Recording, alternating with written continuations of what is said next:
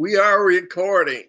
Like you can't hear the lady yourself. Welcome everybody to ACIM Talks. It's June 2nd already. Remember when you were contemplating the new year? And I blinked my eye and now here we are. At any rate, time marches on. I hope you all had a good Memorial Day. That was last week, so we did not meet, and we won't be meeting next Monday either because I'll be out of town, remember, for the high school class reunion. So I leave for Nashville on Friday, and I'll be there till into next week, Wednesday, I think it is. So I'm looking forward to a good time there, and I know you're going to have a good time here. And we'll all be thinking A Course in Miracles because we're finding we see it everywhere, don't we? Go buy Big Bad Breakfast while you're in Nashville if you need to go out to breakfast. Big Bad Breakfast. Yes. All right, I'm Really? writing that down. Hold on. Big Bad Breakfast. Yes. Put it on my list. Yes. All right, I got that. But A Course in Miracles, don't you see it all around you now? More and more. Doesn't it provide a lot of answers as counterintuitive as A Course in Miracles seems to what we think is normal? To me, Yep. more and more, I just see what's happening, but I don't just see what happens. I understand why, and it Yes. makes sense. And so I just think it's the course is a remarkable teaching of truth. Um, and again, it's not that I'm seeing something new. It's that I'm seeing what was always there anew. Does that make sense? Yes, it So, does. Yes. anyhow, it's a compelling book, isn't it? Any Yes. comments from you? And you're okay. We're not meeting next week. So, all right. Any comments or questions or anything from anyone? All right. Well, if you're ready, uh, is this format okay? I mean, pretty much we try and jump right into whatever the reading and discussion that it is for tonight. I used to play music or do a reading or a meditation or something. Uh, is it okay the way we're doing it now, where we just get Mhm. into it? It's Yes. good. Yes. It's Yes, good. it is. Okay. Yeah, because it doesn't need much to get us in the zone because we're experienced course people. We just, boom, all right, we're right there. Well, we'll go to the Zoom, to our zone tonight with the Unity and the Course in Miracles book study. That's what's on tap tonight. And we're in this chapter 6 called Specialness, fairly long section. I always tell you I number all the sections. They're like 11 total sections, and we've completed 6 of them. And tonight, wait a minute, hold on. I'm losing it here. Yeah, tonight, section 7, here, go with me, okay? Because I'm messing up already. I'm sorry, that's it. Tonight we're in section 10 by my count on page 85. Turn there with me and see if it starts, you start recollecting where we are. We talked about specialness. We talked about various aspects. We talked about special unholy relationships, special hate relationships, okay? And tonight, we're on page 85. We're up to special love relationships. And I remember at the beginning of this chapter, the authors were saying that on a relative scale, there was a whole lot more on specialness in A Course in Miracles than there was in unity. But in this section on special love relationships, where we'll be reading tonight, you'll notice that there is a section on A Course in Miracles, but there's also a 2-page section from Unity on special love relationships. So I think that'll be interesting for tonight, and hopefully we can even finish this chapter tonight if you guys don't talk too much. I'm just kidding you, right? We got our own pace led by the Holy Spirit, him or herself. So why don't we get our reading list here and we can get started. Sherilyn is reader 1, Joan 2, Laverne 3, Debbie 4, Ron is 5, and I don't need to read necessarily. So does that sound okay to you? 5 readers here? Yes. Okay. All right. Sherilyn, we're on page 85, special love relationships. Okay.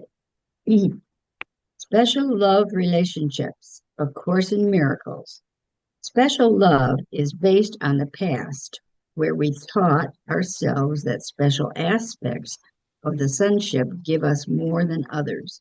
To believe that special relationships with special love can offer you salvation is the belief that separation is salvation. How can you decide that special aspects of the sonship can give you more than others? The past has taught you this. That which we value and believe to be the source of our happiness is referred to as special love or special love relationships.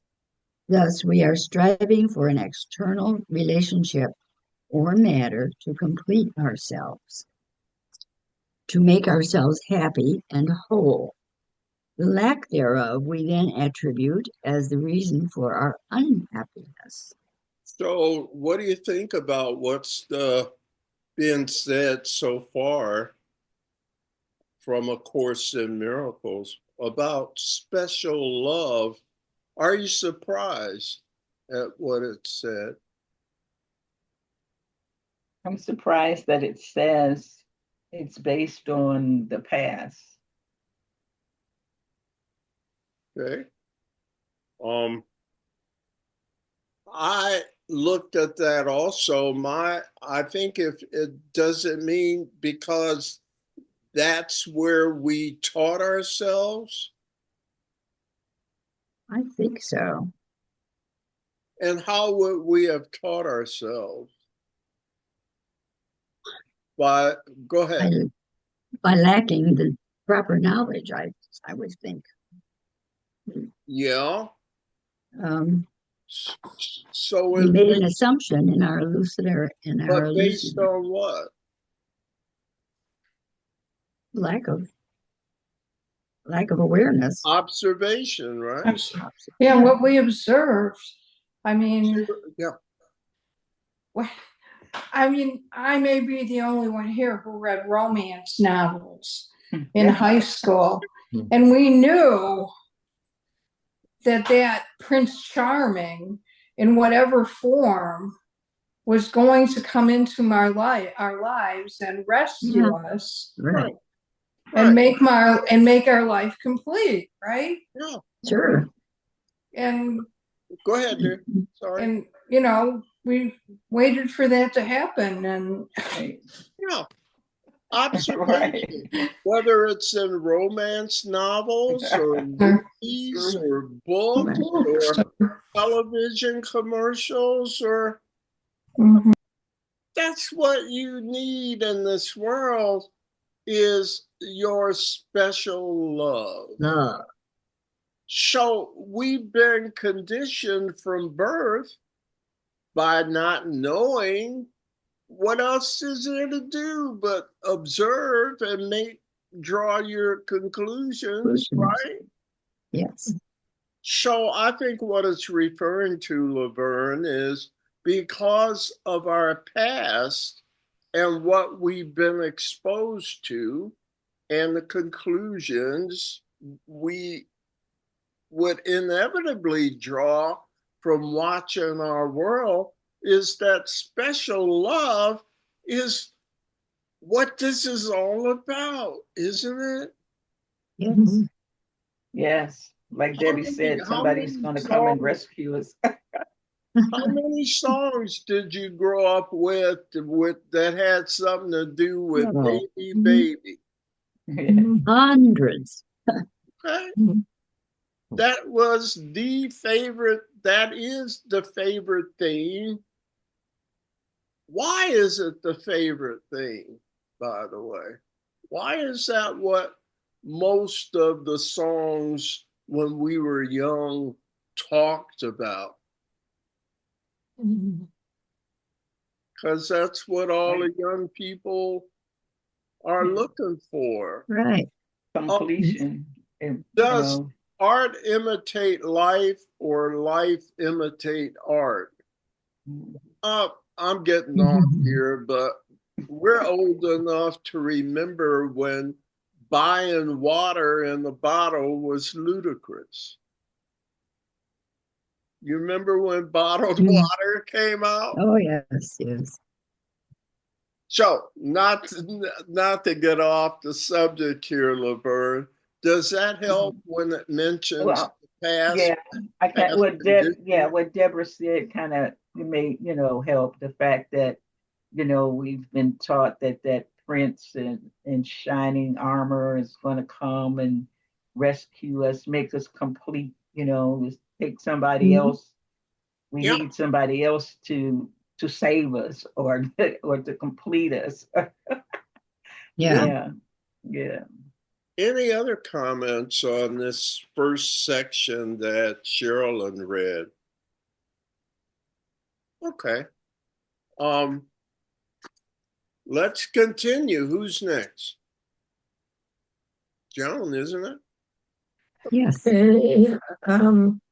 Where are we? Page 85, that first full paragraph. Well, that's what I just read. 86, we're on page 86. 6, the top. The first paragraph, right. The better 86, the top. Okay. All Yes. right. The better self the ego seeks is always one that is more special. And whoever seems to possess a special self is loved for what can be taken from him. Where both partners see the special self in each other, the ego sees a union made in heaven. For neither one will recognize that he asked for hell, and so he will not interfere with the ego's illusion of heaven, which had offered him to interfere with heaven.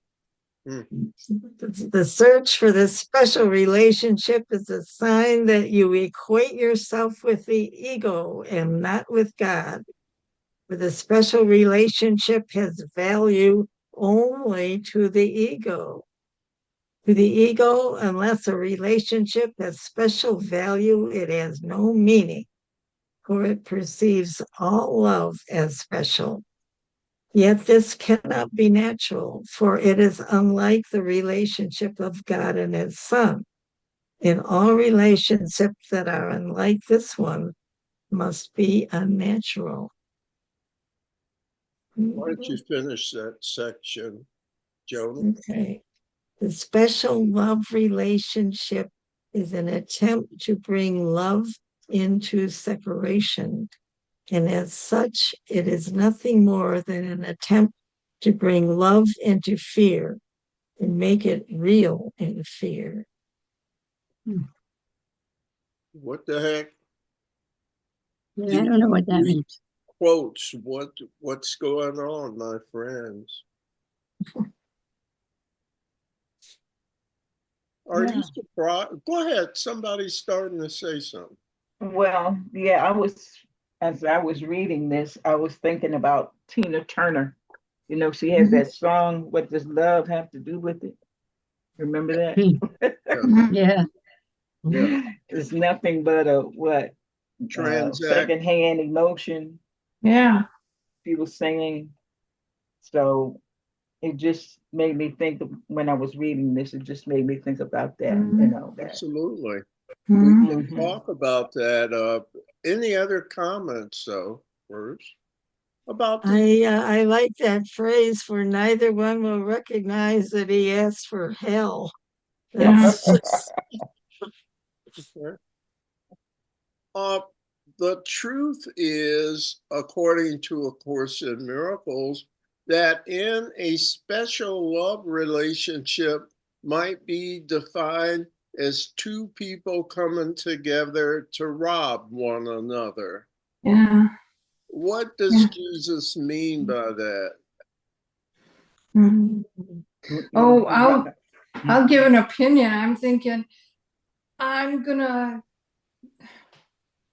get something from you that I'm missing. Right. You're gonna complete me, or you know, Yeah. this special other I'll get what I need from you. from you, because it's something that I don't. Instead of realizing that I already have everything. Okay.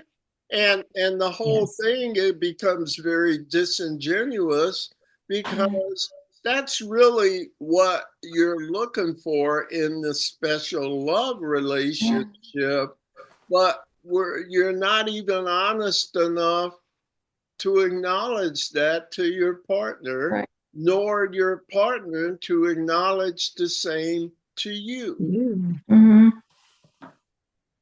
Ron, what do you think? I know you're chewing, but Still chewing. I'm chewing on what we're talking about. In a special love relationship, two people come together for the purpose of robbing each other. And that really says it all, doesn't it? Yeah. I never quite looked at it that way, but it makes a lot of sense. Yeah, and I'm kind of picking on you because I know you're married. Debbie, I'll pick on you also. Poor Chuck. It's being robbed. No. Don't mention. You don't have to mention that. But see, that is the commonly held purpose, although it's not brought into the open.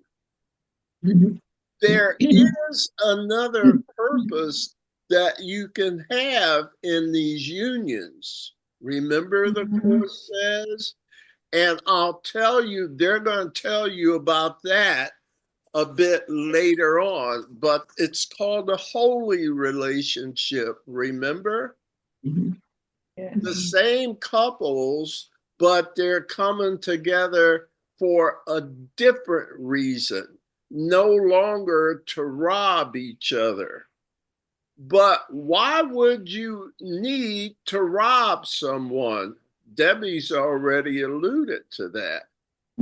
If you think you're lacking something. You should think you're something you don't have. Right. And right. that is what makes it's the premise that makes special love not love. Real love does not have that purpose. Would you like to talk about the purpose of real love yet? We're going to cover it, but you've heard of holy relationships. Well, it's non-threatening and secure. So it's non-threatening. So you don't have to, do this bargaining and negotiations that you do in special relationships. Why is it non-threatening and secure? Because it's whole and it's love, and so I don't need anything from you. I don't have to bargain with you. I don't have Why to don't I negotiate. need anything from you?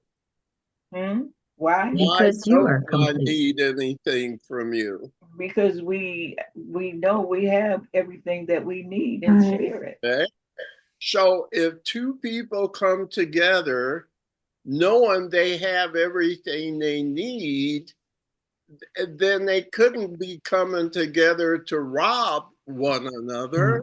Right. So why would they come together then? To share. Let me tell you something. We're always talking about synergistic effects, where the sum is equal to more than its individual parts. This is the only place where you can have more than 100%. If I come into this relationship with my 100% and you come into it with your 100%, together we have a synergistic power, which allows us to learn more, be more, do more than people operating on their individual 100% alone. It's where a marriage is not 50-50. You've heard that, right? Right. A marriage becomes a 100-100. Pow! You see the power in that? Now, that's not from church. That's just like math, right? Right. And it's like when A plus B equals C. It's creative. It's powerful. It makes something new, you see? How are we doing here so far? Good. All right. We can continue, I guess. Laverne, we're on the next set. You know where we are? Not really. Where are we? Special we're on love? 86. We're at special love is merely the illusion. Okay.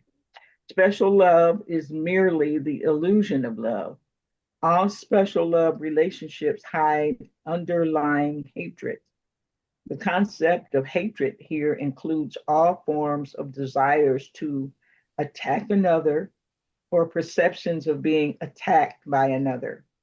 It also includes our efforts to compel our relationship partners to complete us or to make us happy, something that they can only come from within, something that can only come from within ourselves in the union with God. Such impossible demands are seen by the Course as attempts to steal specialness from someone else. So let's talk about that one before we go on. What's your assessment there? Do you agree? Yes. Tell me about the hatred part, because that's where it gets tricky for most course students.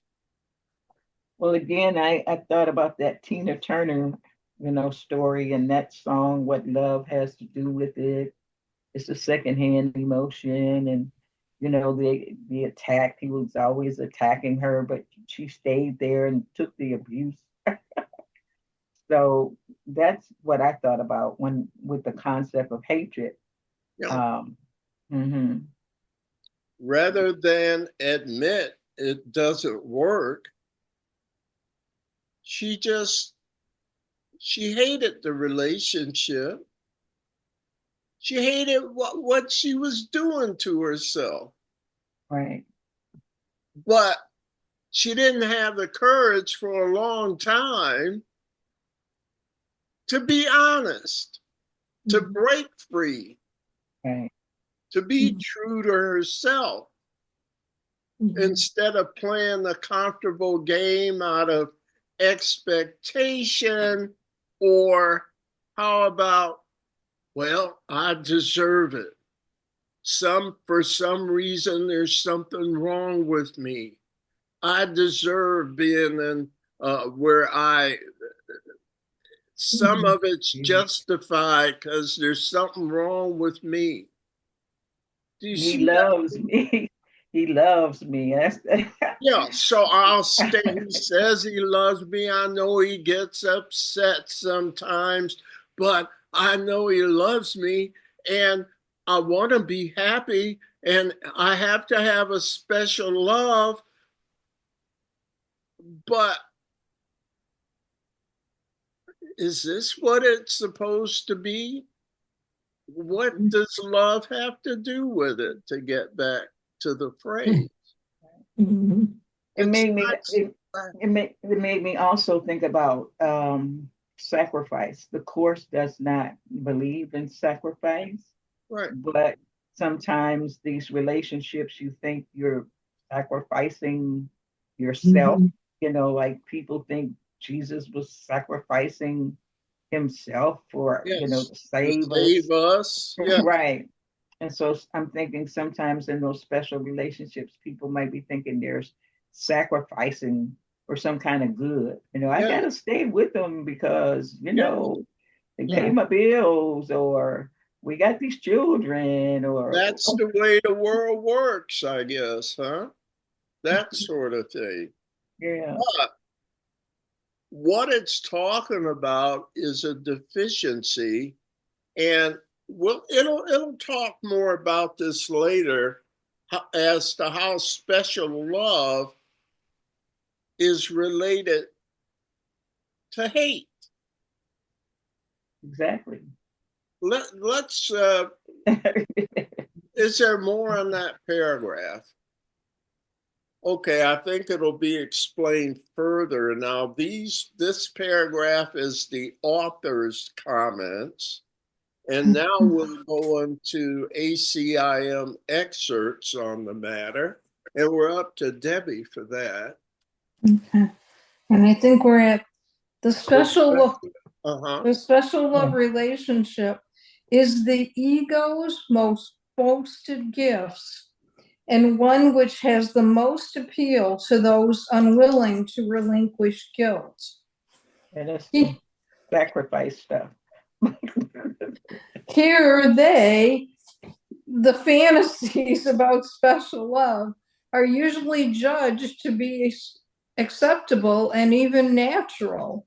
No one considers it bizarre to love and hate together.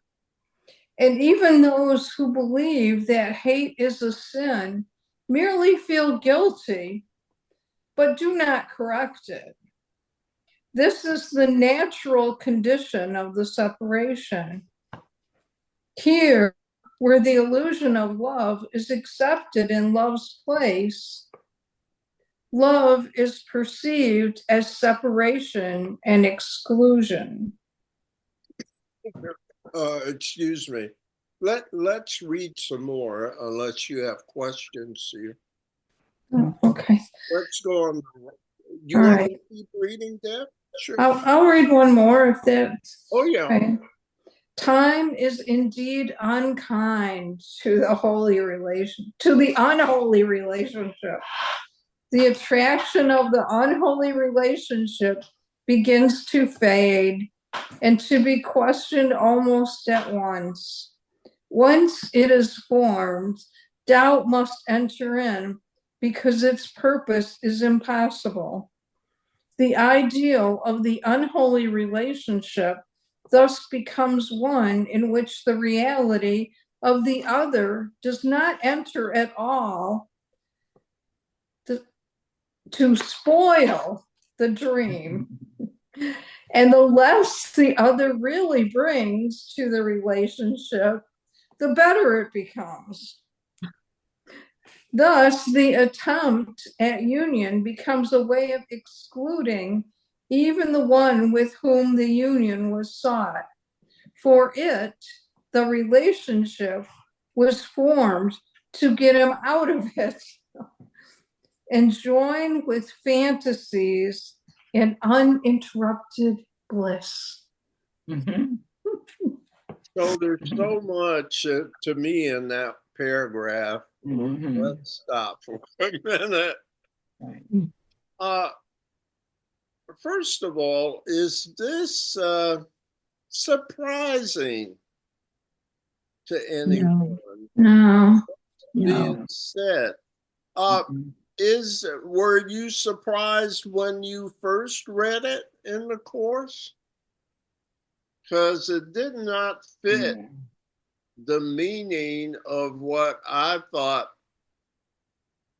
this whole thing is. It's Right. like, I had no idea it had these nefarious purposes. Right. Yeah. I thought it was supposed to just be wonderful. Debbie. Mm-hmm. Well, anyway, I think it comes back to me because when you talk to people, so last week, of course, my ex-husband called me, right? And he is like, really, I knew from my son that he was really unhappy with what's going on in his relationship. And this has come up before. So he did what his wife wanted to do, right? She wanted to move to a particular place, and he moved there.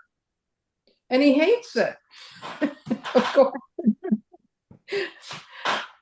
So I'm like, this is just like a complete example, and so of course he's not calling me to complain about that. He's calling me to complain about our son Devin. And it's it's like, I don't know why you think I can fix anything for you, but I'm sorry.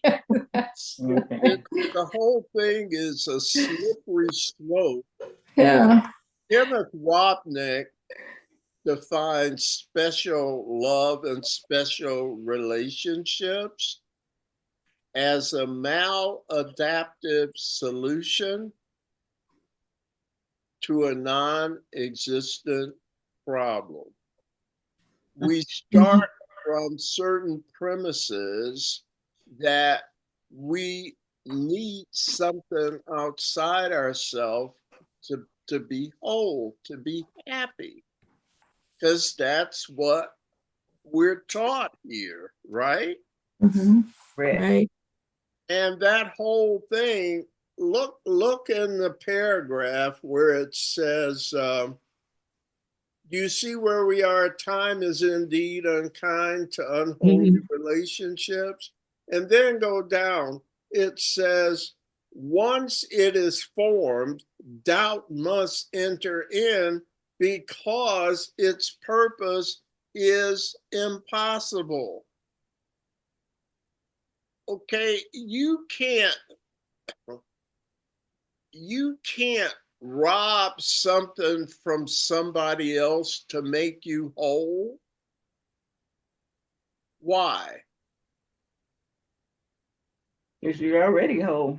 So the whole thing is impossible from the get-go.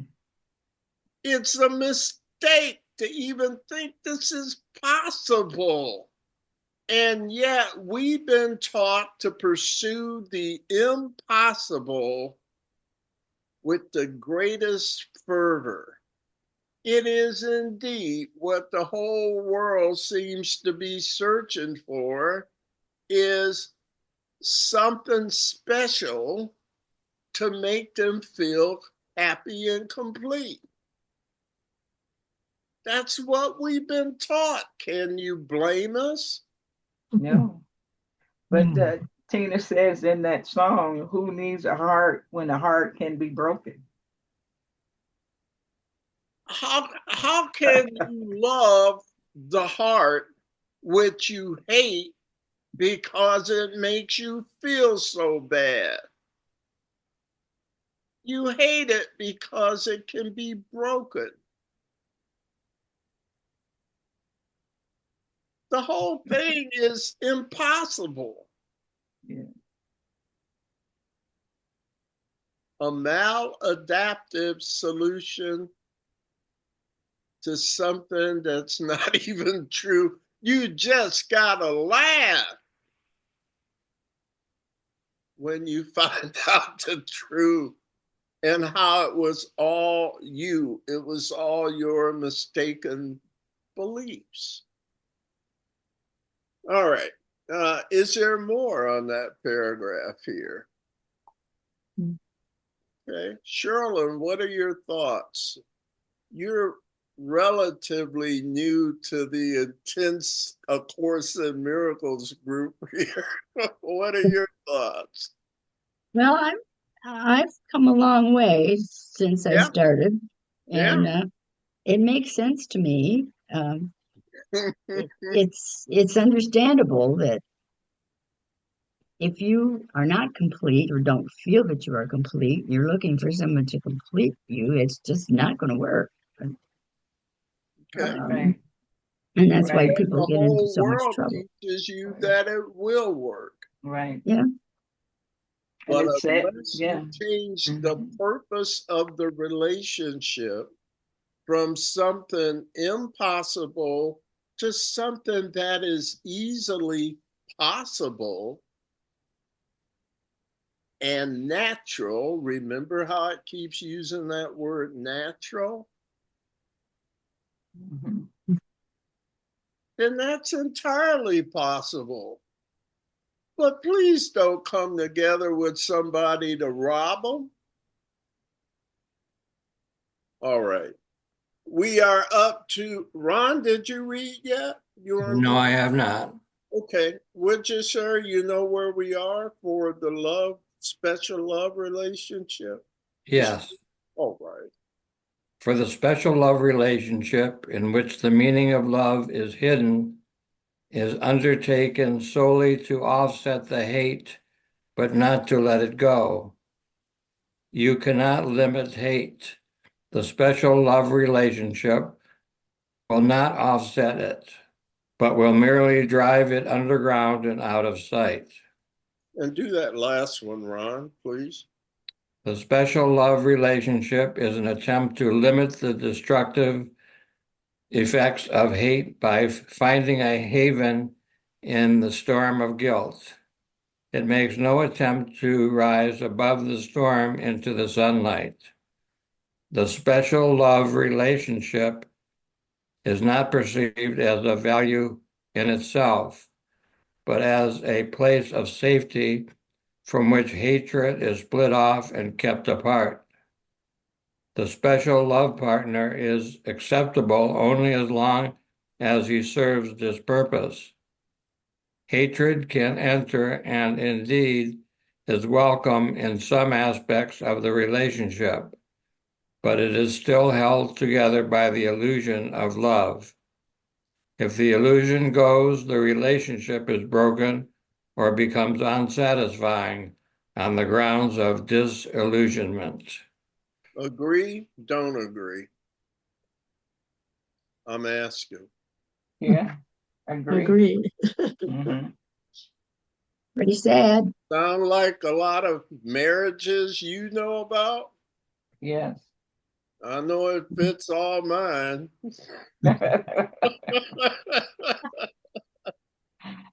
Yeah, okay.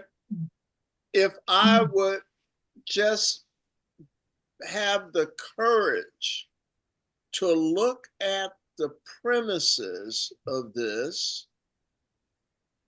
I would discover that I'm whole and complete, that I don't need anyone else. Therefore, I partner with others because I want to, not to take something, not to have this something that I'm powerful so I can manipulate to have my needs met. Someone that's going to act the way I want them to act. My puppet. But isn't that the underneath the motive that we're talking about? Yes. I hate myself. There's something I'm missing. I have a deficit in me that I have to fill in order to be happy. All right. We doing good? Yes. Yes. Gee whiz, wait a minute. I got the wrong page here somehow. So now we're up on page 88 to the Unity excerpts on this. So let's see if we can tackle those tonight. We're back to Sherilyn on page 88. Okay. Unity, yeah.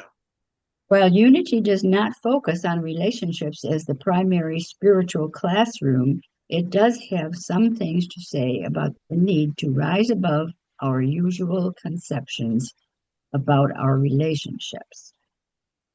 So the I am that desires to function on the spiritual plane must drop all belief in fleshly parentage. It must count as rubbish all pride of ancestry and blue blood. This form of human pride must be denied as a dream of the night, because it is one of the strong cords that bind the I am to the flesh.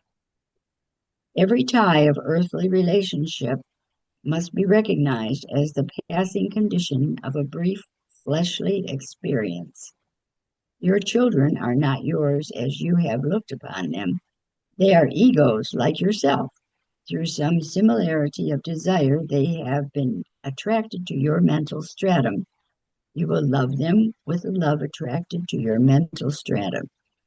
Oops. You will love them with a love that will help to lift them into the eternal heaven when you know that they are not yours alone, but that all men and women compose one great common family with God as the Father, Mother. Yeah, read those other two paragraphs below, would you? Okay. Selfishness has its stronghold in the personal man's claims upon the things that he loves. No one was ever permanently satisfied with personal love. Some of its fruit is bitter and its end is death. This may seem a hard saying, but it is true, and we might as well awaken at once to the love universal, in which is perfect satisfaction. Love is not selfish. We cannot have selfishness and love at the same time. We cannot have this universal brotherhood unless we love everybody. We must love all because we are all one. There must be in our consciousness a recognition of the universal right of all to all the possessions of the world. Okay. Your comments here. First Well, of all, just True. a technical Mhm. point. I want to get your comments. Have you noticed how the language has changed?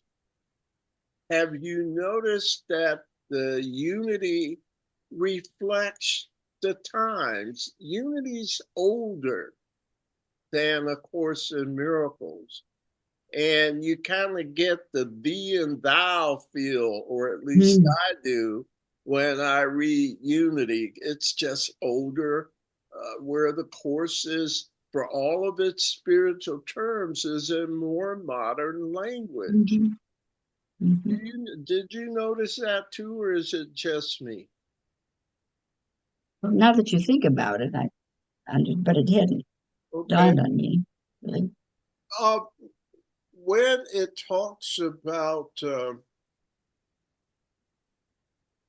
in that second paragraph, it starts, selfishness has its stronghold. And then it says, no one is ever permanently satisfied with personal love. To me, I could substitute special for personal. Some of its fruit is bitter, and its end is death. But in that paragraph and the next, what's it ultimately say? Love. You have to love everybody and everything, because There is one. It's all love. So, do you agree? Yes. Real love is one. It's not separate. It doesn't have levels or degrees. Right. How am I doing here? Yeah. Degrees. I'm going to ask you the next question. What does that do to all your relationships then? Who's different, and who can you like and who can you dislike? And Now, you say, love everybody, love everything. That's impossible. No. The father would say, I knew you'd say that. Okay, here, let me show you how to do it. So I put the voice in your head. I told you I took care of this when the ego strident voice first arose. I provided the answer. Who's the answer? Spirit, Holy Spirit. Hey, the answer is your teacher. Because I knew you would say this is impossible to love everyone all the time, no matter what, unconditionally.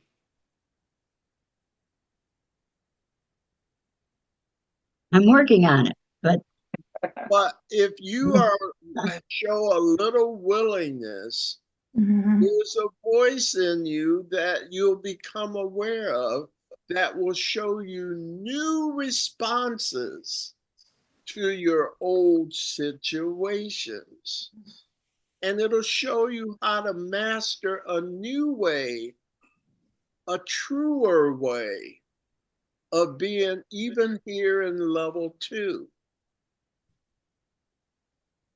Enough of us start living from a different premise, it'll be like bringing heaven to earth. You've heard about this? That's who we are as teachers of God. We are the emissaries of bringing heaven to earth. Is that a lofty purpose or not? Or would you rather be doing something else? it's a lofty purpose, for sure. Okay. Yes. I don't know. You can decide if you think this is on this track or not. But I think love with all the other emotions too. Whenever I'm looking at somebody else, we're all one. You know, when you believe this course, I'm still looking at myself. Yes. I don't have to understand that other person. They may look different than I am. They may be completely, you know, but if they're love and I'm love, we are one. Yeah. So how do And there you is a relate to connection them? there. Yeah. So how do you relate to them? With I'm not love. sure. With Yeah, love. with love. But Right. yeah, but what does that look like in the moment in level 2? What, yeah, The what Holy applies in that Spirit moment, will whatever that show you. situation is. Yeah. You don't know, do you? No. But you now know someone who does. Right.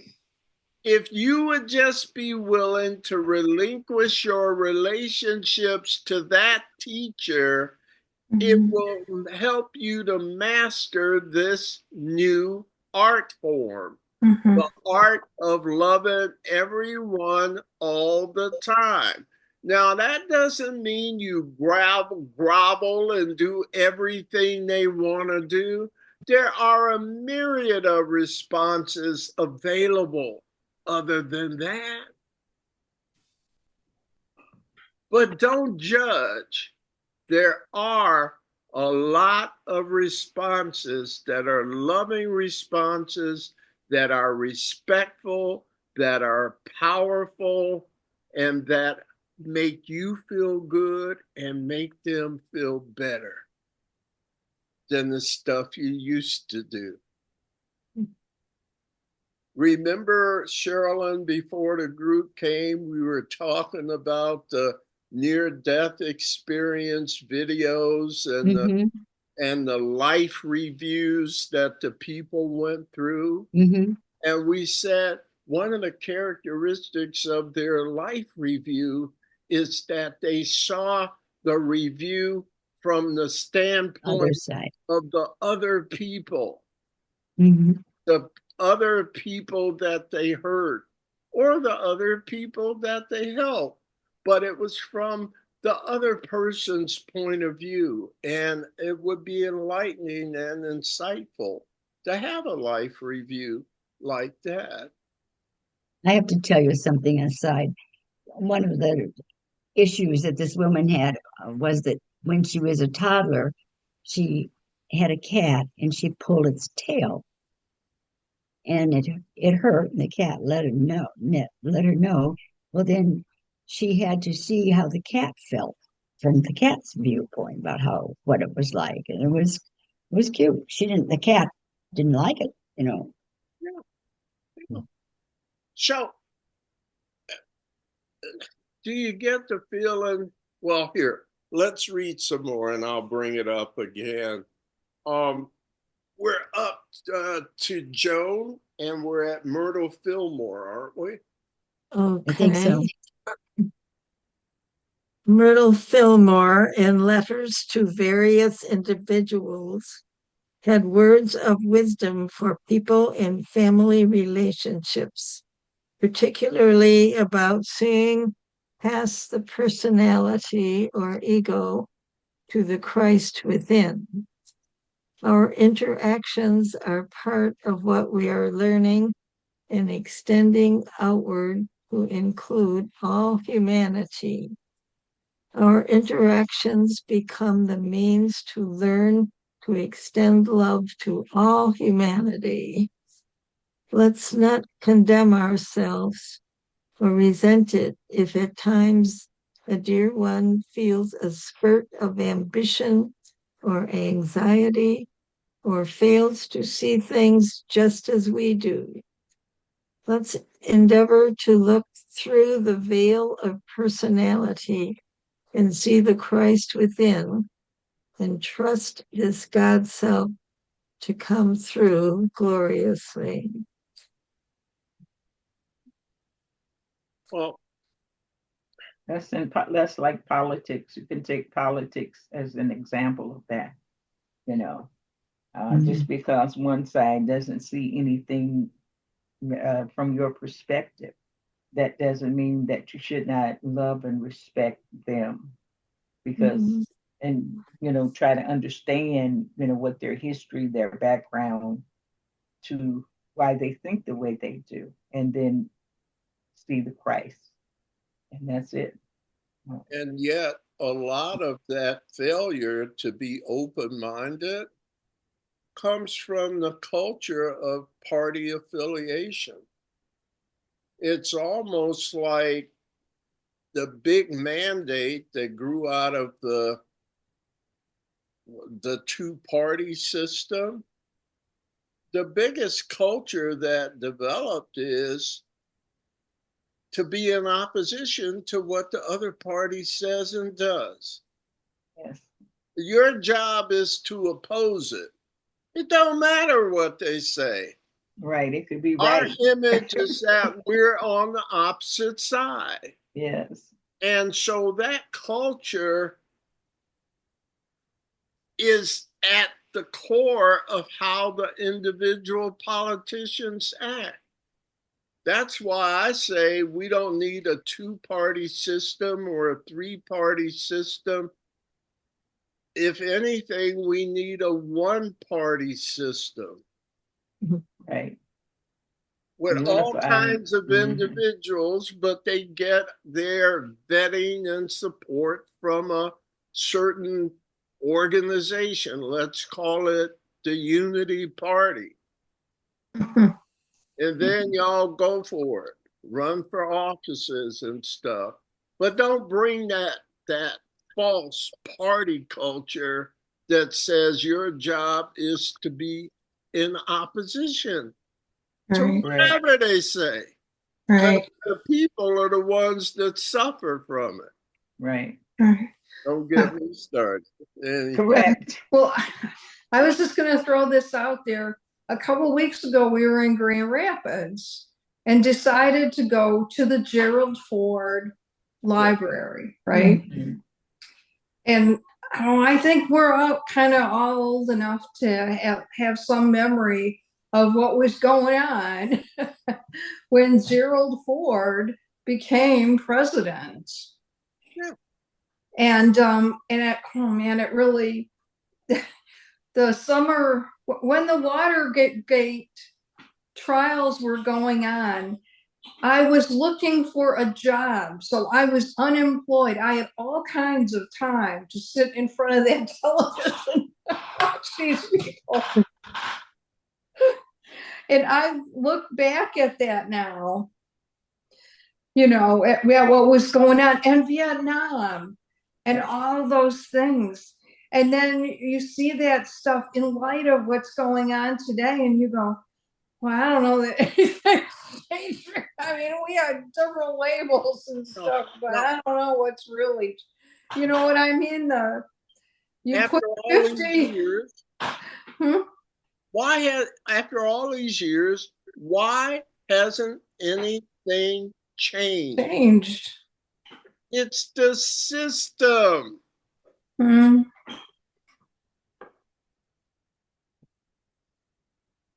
It's Gotta turn on the light. the culture of conflict instead of a culture that permits inclusion. Aren't these spiritual principles that they go against?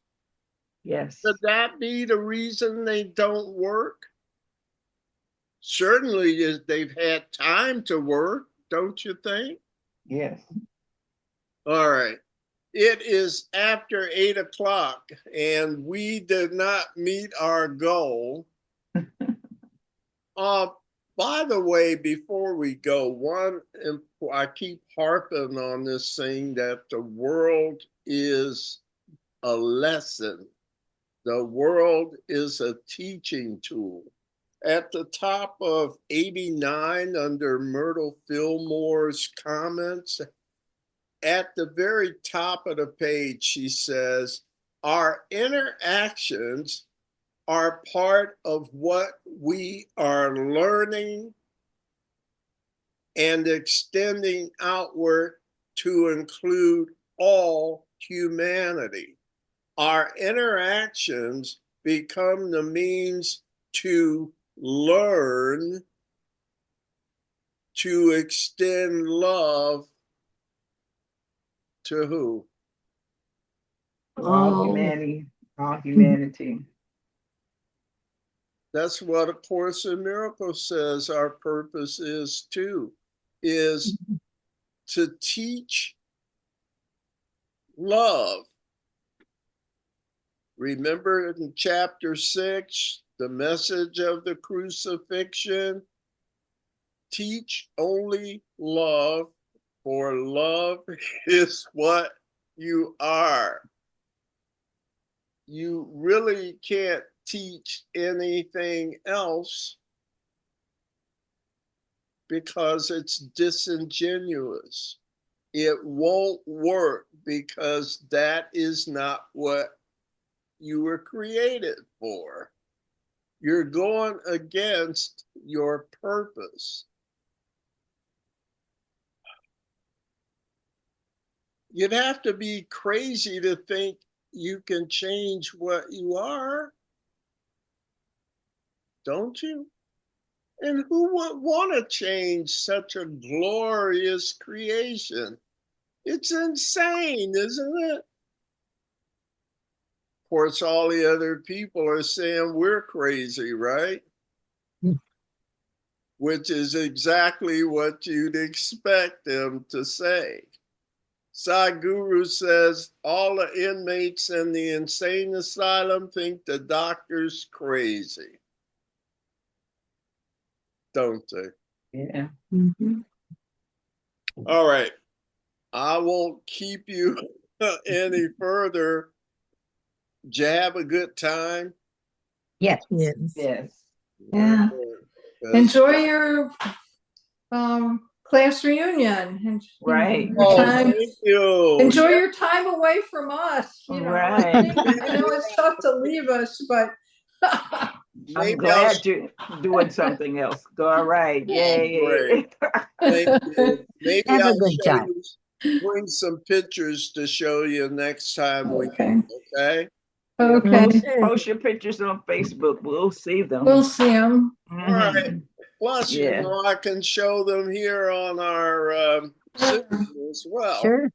So, by the way, what high school did you graduate? Is this high school class reunion or college? Cameron High School, Cameron. in South Nashville. Cameron, I think it's no longer a high school, it's a middle school. Okay, my granddaughter, she works for the district and she has to go around and visit all the schools. So I'm gonna ask her, does she know about Cameron? All right, we are the Panthers in South Nashville. Okay. Okay. All right, guys. All right. Thank you for being here, and I had a good time, and I'm glad to hear you did too. So I'll see you soon. Again, don't forget about ACIM Music and Meditation. It's turning out to be a really nice program on Wednesday night from 7 to 8. Wednesday. Come back if you can. Take care. All right. Okay. Thank you, Jim. Bye, Jim. Have a blessed week, everybody. Okay. Bye. Bye, Ron. 2 weeks. Bye.